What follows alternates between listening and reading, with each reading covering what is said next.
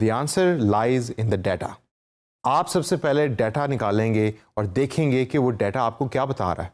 ये कौन लोग हैं कि जो आपकी वेबसाइट पे 11 से 2 बजे एग्जिस्ट करते हैं, उनकी एज क्या है, कौन सा प्लेटफॉर्म यूज़ कर रहे हैं, मोबाइल यूज़ करते हैं या वेबसाइट या लैपटॉप और टैबलेट यूज़ कर रहे हैं, कौन से मुल्क से उनका ताल्लुक है, उनकी एज ग्रुप क्या है, ये भी आप पता करवा सकते हैं।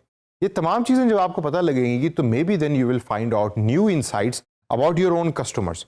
तो हो सकता है कि फिर आपने जो 9 से 5 बजे के दरमियान जो बंदा रखा है सैलरी के ऊपर, उसको आप कहेंगे भाई आपको 9 से 5 आने की ज़रूरत नहीं है, आप रात को हमारे लिए कस्टमर सर्विसेज प्रोवाइड करें अपने घर से बैठ के।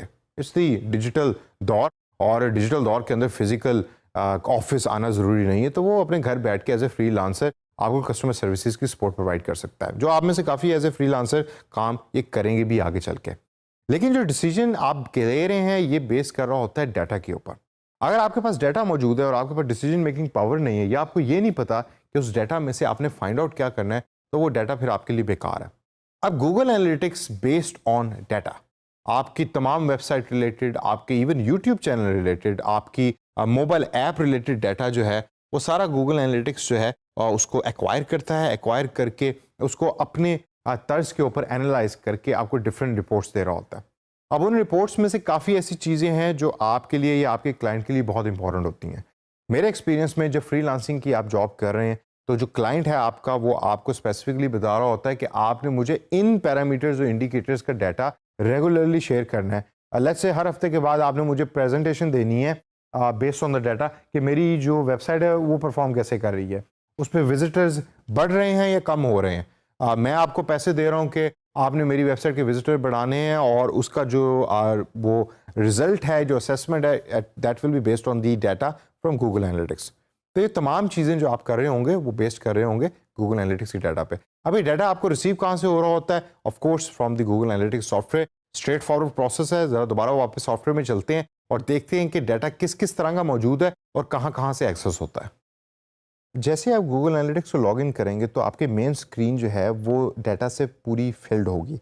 अब यहाँ आप लास्ट 7 डेज़ का डाटा देख रहे हैं, लेकिन अगर मैं चाहता हूँ कि मैं इसको बेसिकली लास्ट ईयर का डाटा देखना चाहता हूँ तो I will click on the last year option और वो डाटा चेंज हो रहा होगा। इसी तरीके से हर डाटे के अंदर आपके पास ऑप्शन है कि you can actually change the dates and then that data will appear in front of you.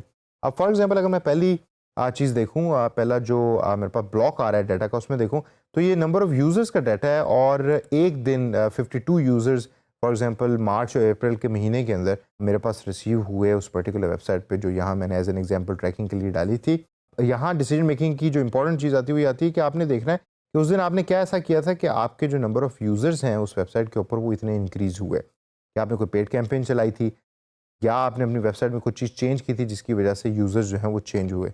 इसी तरीके से यूज़र्स कब यूज़ कर रहे होते हैं वेबसाइट को, वो भी डाटा यहाँ आप सामने रिसीव हो रहा है।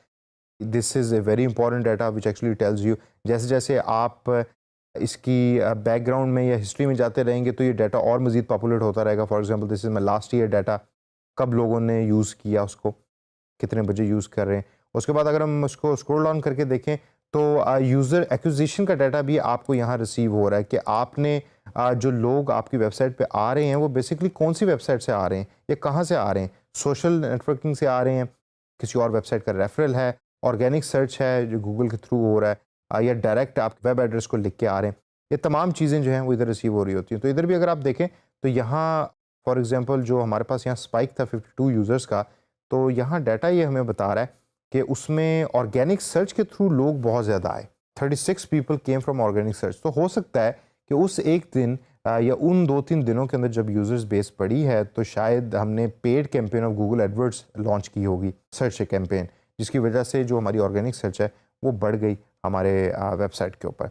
What pages do your users visit, आपके पेजेस के अलावा और कौन कौन से पेजेस हैं, इसकी भी मैं अगर प्रीसेट को चेंज करूँ तो लेट्स सी कौन से और पेजेस जो है पॉपुलेट होते हैं। तो आपके पेज के अलावा ये भी पेजेस हैं कि जो यूज़र जो है वो सर्च कर रहा होता है। इसके अलावा एक्टिव यूज़र्स के बारे में है, कौन सी डिवाइसेस यूज़ हुई हैं उसके बारे में आ रहा होता है। यहाँ अगेन एक चीज़ मैं बताता चलूँ दोबारा कि जैसे जैसे आपकी वेबसाइट का डाटा पॉपुलेट होगा, वेबसाइट पुरानी होगी तो ये डाटा और मज़ीद बढ़ता जाएगा। तो डेस्कटॉप यूज़र ज़्यादा हैं, मोबाइल यूज़र्स कम हैं मेरी वाली एग्जांपल के अंदर। और आप कितना रिटेन किया है आपने अपने यूज़र्स को, that is also very important. Week 0 के बाद वीक 1, वीक 2, वीक 3 में आए। This is a very important thing, specially अगर आप कोई ब्लॉग चला रहे हैं, कोई न्यूज़ ओरिएंटेड वेबसाइट चला रहे हैं, तो ये डाटा आपके लिए बहुत इंपॉर्टेंट है। आप इसमें देखते हैं कि आपने अपने यूज़र्स को कहीं लूज़ तो नहीं कर दिया। फिर लेफ्ट साइड के ऊपर रियल टाइम रिपोर्ट्स जनरेट हो रही होती हैं।